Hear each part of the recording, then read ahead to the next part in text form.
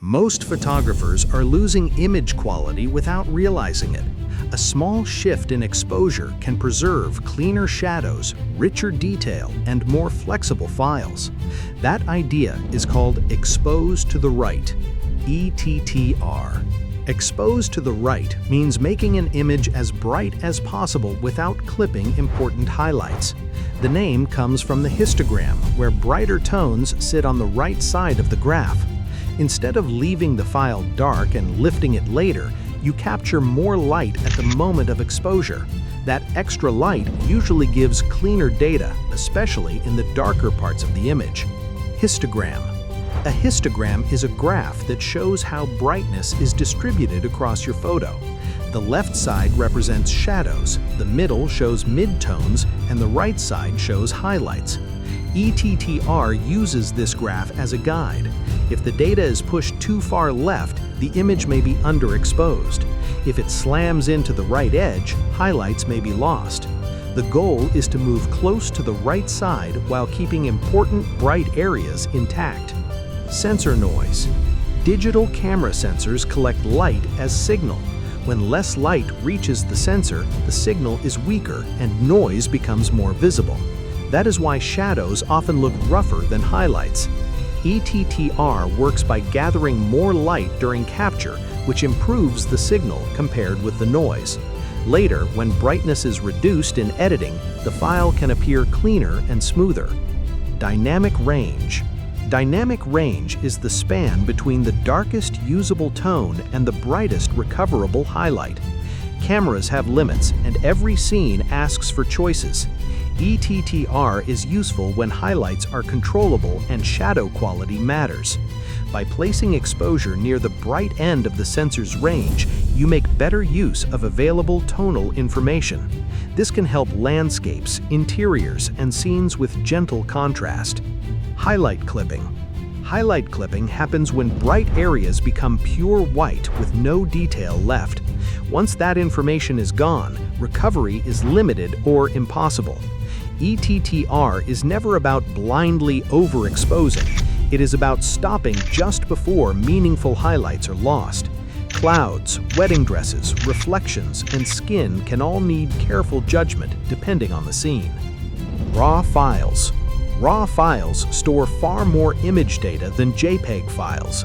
That makes them the natural partner for ETTR. A JPEG preview on the camera may look bright or even harsh, but the raw file often still contains recoverable detail. Many photographers use ETTR only when shooting RAW because it gives room to adjust exposure later without damaging the image.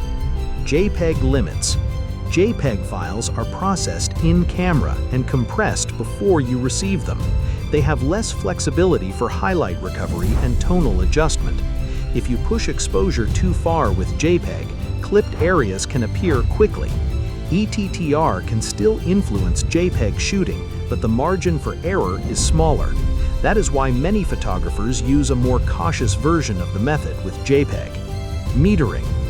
Your camera meter tries to turn scenes into an average brightness.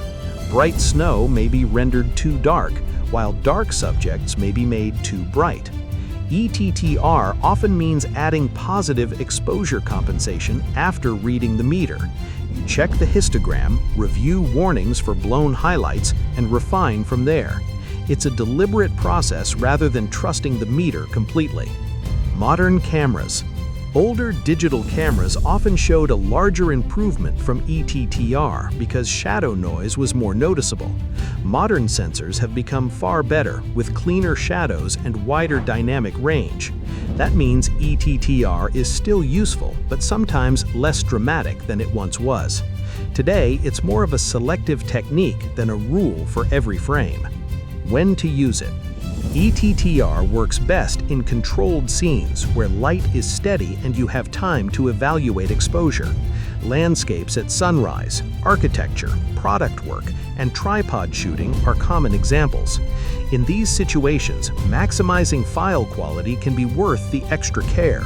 Small improvements become valuable when making large prints or heavy edits. When to avoid it. Fast action, changing light, and critical highlights can make ETTR risky. Wildlife, events, concerts, and street photography often move too quickly for constant histogram checks. In those cases, protecting highlights or simply getting the shot matters more than squeezing every bit of quality from the file. Practical shooting always comes first. Editing. After capturing an ETTR image, the file is usually brought down in brightness during post-processing. Exposure, highlights, whites, and contrast are adjusted until the image looks natural. The final photo should not look artificially bright unless that is the creative choice.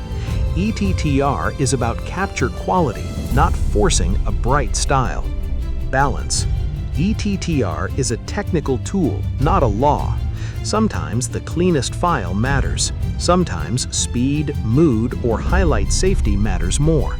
Good photographers know when to use the method and when to ignore it. Understanding ETTR gives you another way to control image quality rather than leaving the result to chance.